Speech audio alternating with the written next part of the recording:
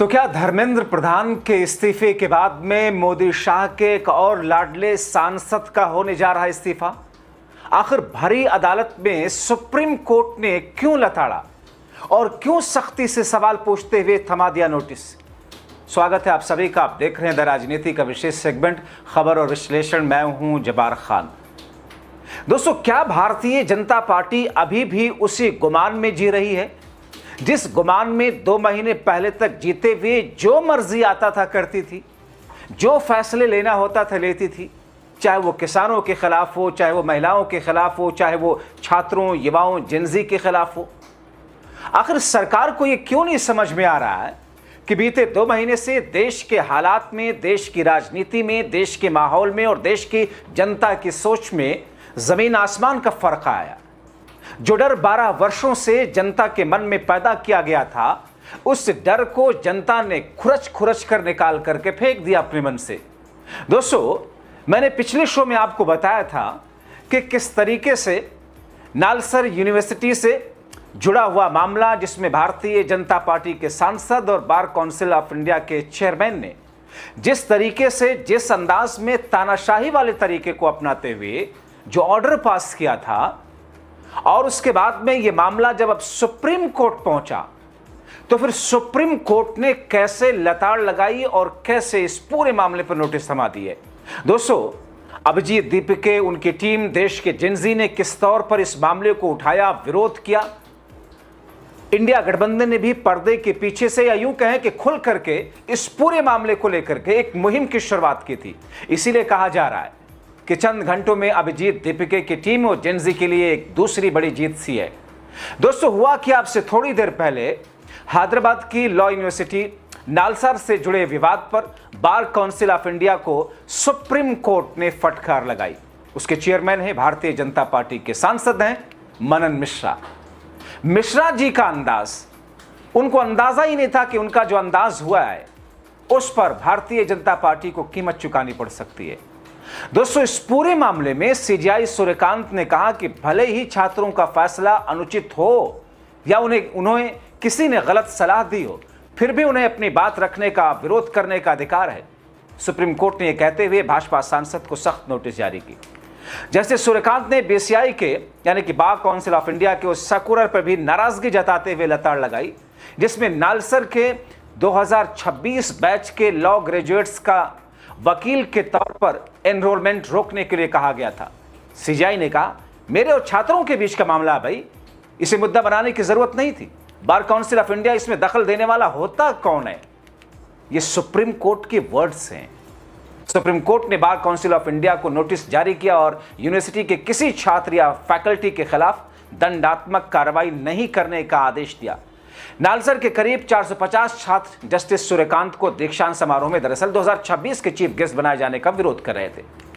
अब आप सोचिए, इस देश में अभिव्यक्ति की आजादी और छात्र विरोधी नीति किस तौर पर सरकार चला रही है। अभी तक 12 वर्षों से तो मीडिया और एजेंसियों के जरिए सब कुछ दबा दिया जाता था, मगर अब हालात बदले हैं। अब लोग झुकने को तैयार नहीं है, खास तौर पर देश का जिंजी, जिसे देश का भविष्य कहते हैं। मगर यह बात अभी भी ऐसा लगता है कि सरकार को समझ नहीं आ रही। अब सीजेपी ने, यानी कि कॉकरोच जनता पार्टी ने, इन महोदय का इस्तीफा मांग लिया था। यह कहा था कि प्रधान के बाद अब इनके इस्तीफे की बारी है, जो भारतीय जनता पार्टी के सांसद हैं और इत्तेफाक से बार काउंसिल ऑफ इंडिया के चेयरमैन भी है। अब दोस्तों, अगर सरकार हालात को समझ रही होती इस वक्त, तो फिर 2 महीने से सरकार की इतनी छीछा लेदर नहीं होती।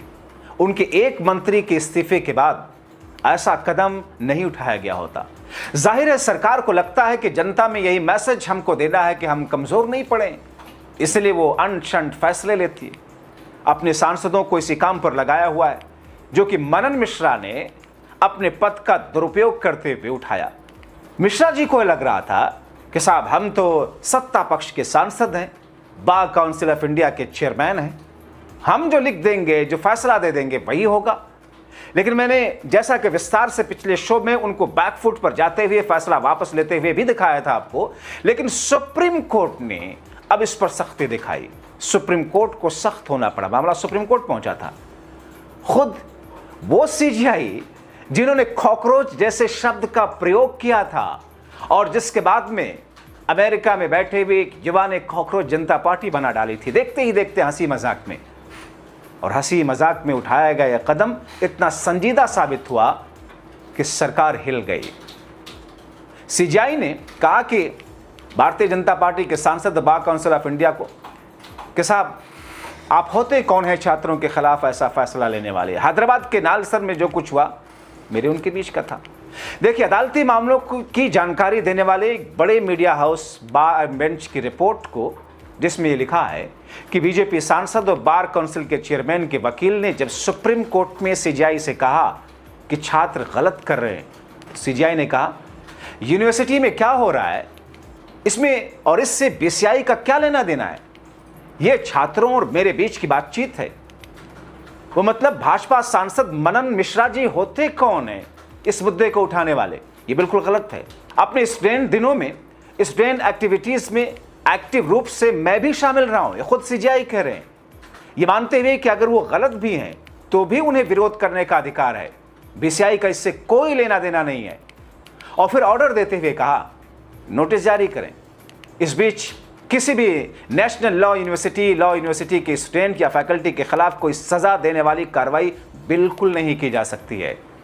दोस्तों, अगर इस देश की सबसे बड़ी अदालत और उस सबसे बड़ी अदालत की सबसे बड़ी और महत्वपूर्ण कुर्सी पर बैठे हुए चीफ जस्टिस ऑफ इंडिया ऐसा कहते हैं तो फिर इसका मतलब यह है कि भारतीय जनता पार्टी के सांसद की तरफ से जो कुछ कदम उठाया गया वो सिर्फ अनुचित ही नहीं बल्कि वो असंवैधानिक भी था। नियमों और कानून को ताक पर रख करके लिया गया फैसला था। अब दोस्तों, आप सोचिए कि बीते 2 महीनों से जो स्थिति है, जो हालात बदले हैं, अगर ये नहीं बदले होते तो बार काउंसिल ऑफ इंडिया के चेयरमैन और बीजेपी सांसद ने जो फैसला ले लिया था वो फैसला तो हो जाता, उसका विरोध कोई नहीं करता। यानी कि एक ऐसा फैसला जो छात्र विरोधी, जेनजी विरोधी और तानाशाही वाले दायरे में आता है वो अपने आप लागू होता। मगर दोस्तों, न सिर्फ छात्रों ने, जेनजी ने उस फैसले के खिलाफ पूरी मुहिम चलाई बल्कि इस्तीफे तक की बात उठाई और फिर सुप्रीम कोर्ट ने इस पूरे मामले पर फटकार लगाई। दोस्तों, आपको बताएं कि नालसर यानी कि national academy of legal studies and research Hyderabad की लॉ यूनिवर्सिटी है जहां करीब 1,500 छात्र पढ़ते हैं। 450 छात्रों ने यूनिवर्सिटी प्रशासन को पत्र लिख करके सीजीआई यानी कि चीफ जस्टिस ऑफ इंडिया को, सूर्यकांत को चीफ गेस्ट बनाने के न्योते को वापस लेने की मांग की थी। हालांकि दोस्तों, समारोह की तारीख तय नहीं थी।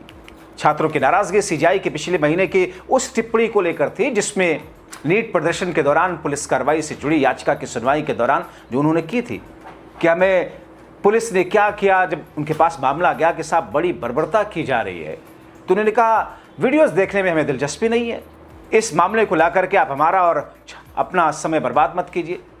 जबकि कॉकरोच शब्द उन्होंने ही इस्तेमाल किया था जिसके बाद में ये पूरा छात्रों, जेनजी ने इकट्ठा होकर के विरोध किया। अब आप सोचिए, भाजपा के सांसद और बार काउंसिल के चेयरमैन ने छात्रों के खिलाफ ऐसा कदम उठाया जो धर्मेंद्र प्रधान से ज्यादा आपत्तिजनक था।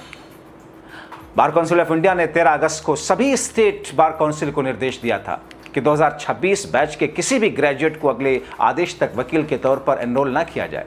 यूनिवर्सिटी के वाइस चांसलर से 3 दिन के भीतर रिपोर्ट मांगी गई थी।